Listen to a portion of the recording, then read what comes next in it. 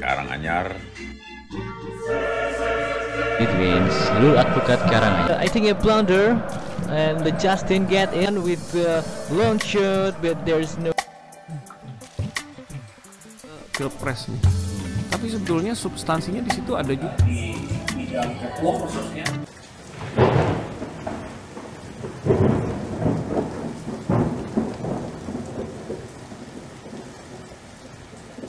Halo Sobat di balik Kalimantan semua, kembali lagi bersama saya. Hari ini kita akan kembali menceritakan seputaran Kalimantan. Kali ini adalah cerita Datu, artinya Datu ini adalah tetua. Tetua dalam bahasa Banjar ya. Di sini ada cerita tentang Datu Nuraya yang dia sebagai wali Allah pembawa kitab Barencong bermakam di Tapin. Jadi beliau ini makamnya sangat panjang sekali. Yang saya dengar tubuhnya itu sampai seperti apa ya? Seperti besar dan panjang seperti raksasa mungkin ya. Jadi kisahnya itu, riwayat Datu Nuraya memang tidak banyak diketahui oleh masyarakat. Kemunculan pertama dan terakhir di daerah bernama Pantai Jati, Munggu Krikil, Kabupaten Tapin yang sangat misterius.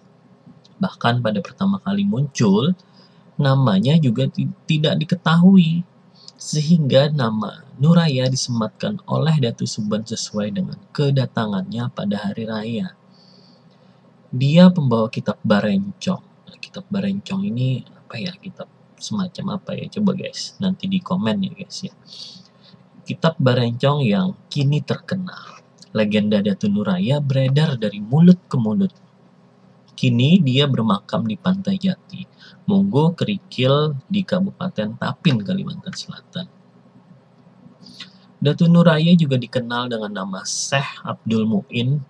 Sebagian ada pula yang menyebut Syekh Abdul Jabar serta menyebut Syekh Abdul Rauh.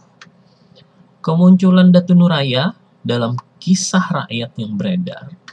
Konon di Pantai Jati, Munggu Krikil, dekat Liang Macan, tetangga desa Tatakan, tinggal seorang guru miskin. Namun, sangat dalam dan tinggi ilmu tasawufnya bernama Datu Suban. Karena kemiskinannya, Datu Suban dan istri hanya makan singkong setiap hari. Pada saat lebaran hari raya, Datu Suban kedatangan 13 muridnya, yaitu Datu Murkat, Datu Taming Karsa, Datu Niang Talib, Datu Kripis, Datu Ganun, Datu Argih, Datu Ungku, Datu Labai Duliman, Datu Harun, Datu Arsanaya, Datu Rangga, Datu Galuh Diang Bulan, dan Datu Sanggul. Nah ini guys, yang terkenal Datu Sanggul tuh yang saya sih mengenal. Nggak kenal sih, tahu lah cerita-cerita yang beredar. Yang lainnya saya kurang tahu. Ketika sedang menikmati hidangan yang disediakan tuan rumah, tiba-tiba datang lelaki bertubuh sangat besar. Serta mereka terkejut dan segera mengambil tombak parang untuk menghadang orang tersebut. Assalamualaikum warahmatullahi wabarakatuh, kata orang besar sambil mendekat.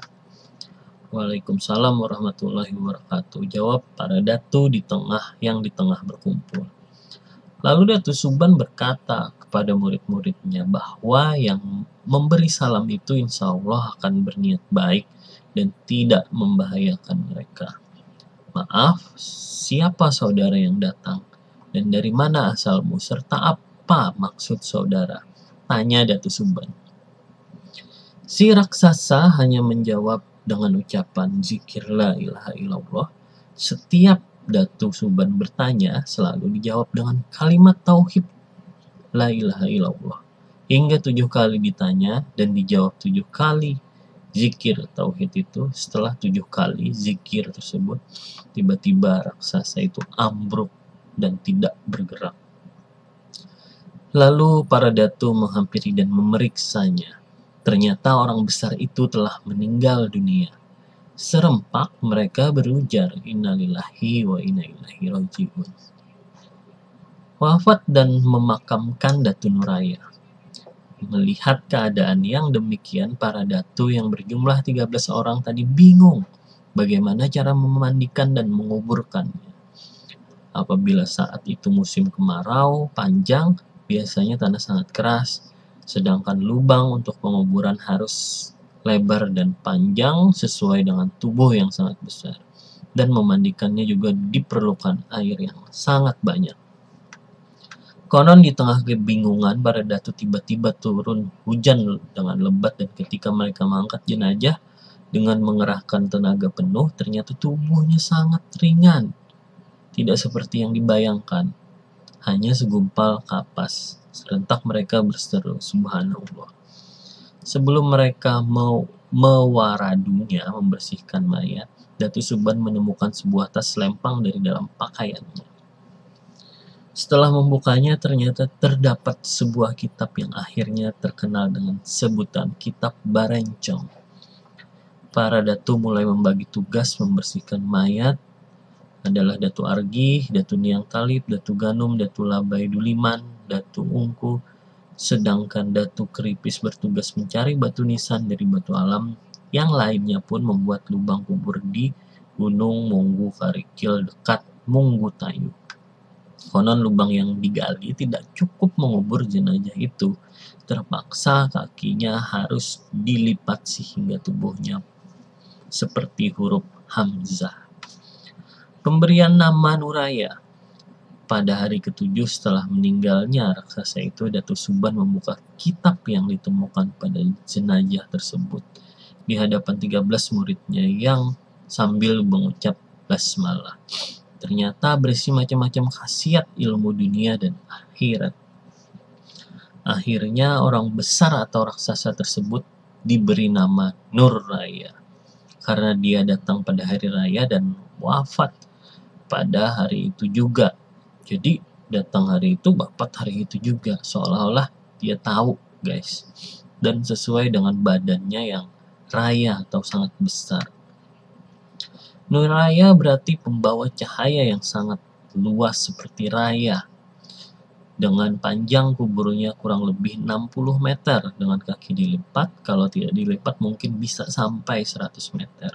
Dan lebar kurang lebih 6 meter. Besar sekali, guys. Setelah para datu meninggal, tidak ada yang mengetahui di mana letak makam Datu Nuraya. Namun beberapa tahun kemudian penduduk Munggu Tayuh tertekan ketika malam hari sering melihat cahaya yang memancar dari tanah di sekitar benteng Munggu Tayuh naik ke atas langit. Salah seorang penduduk yang penasaran berusaha mencari asal sumber cahaya tersebut, dan orang itu menemukan 2 batu besar yang berjarak 45 meter dan persis seperti batu nisan yang menghadap ke arah kiblat. Penduduk tersebut bernama Baseran yang bergelar Utuh Karikit. Nah, sekarang makam atau kubah Datu Nuraya telah menjadi kunjungan para peziarah dari berbagai daerah. Tak hanya di Kalimantan Selatan, makamnya terletak di tanah yang agak tinggi di tengah pepohonan yang rindang. Untuk dapat menuju makam Datu Nuraya di Kabupaten Tapin dari bandara Kota Banjarbaru membutuhkan waktu sekitar 2,5 jam. Jarak tempuh ke lokasi 60-70 km. Subhanallah, luar biasa ya guys ya. Orang yang sangat baik memberikan mengantarkan ya, seolah-olah beliau mengantarkan sebuah kitab yang berisi ajaran-ajaran tentang kehidupan. Oke, baik. Terima kasih. Jangan lupa like, comment, dan subscribe.